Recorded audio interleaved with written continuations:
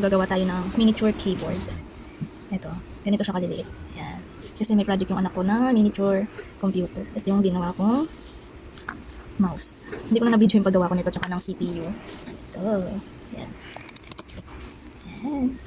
So, then, yung monitor. Ayan, keyboard naman yung gagawin natin. So, ganito siya. Ginawa ko kaliliit.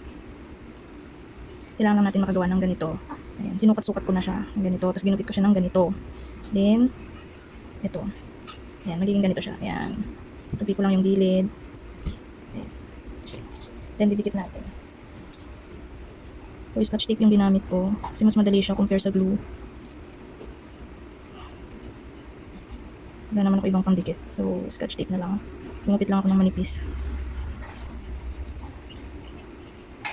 Ayan.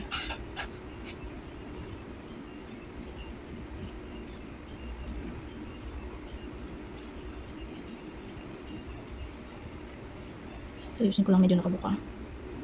Kailangan. Ayan. So, ganyan yung magiging itsura niya. Ayan. Then, may sample na akong ginupit dito. Guglue lang natin. Mamit na ako ng toothpick kasi maliit siya. And then, ayan na. Ayan. So, tatapusin ko lang to.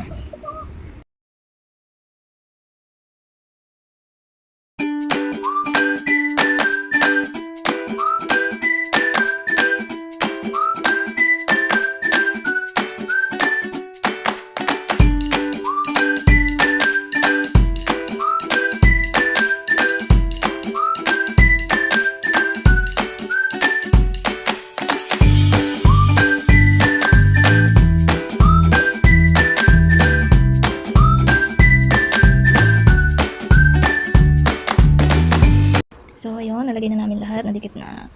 Pero bago i-assemble, ganito yung gagawin namin. Sample. Yan, nalagyan namin ng papel sa ilalim. Para kapag pinindot siya, yan. So, ito na yung mga papel na naka-ready. Nagtupi-tupi na kami ng mga papel. Yan, ganyan.